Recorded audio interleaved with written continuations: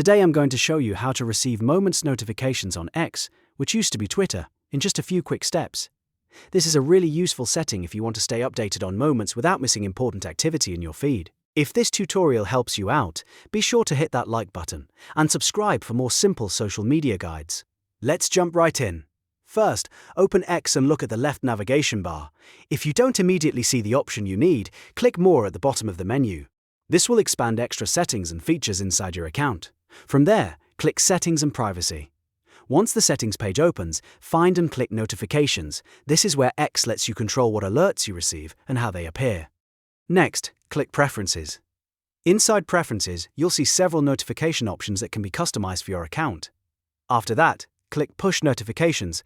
This section controls the alerts that show up directly on your device.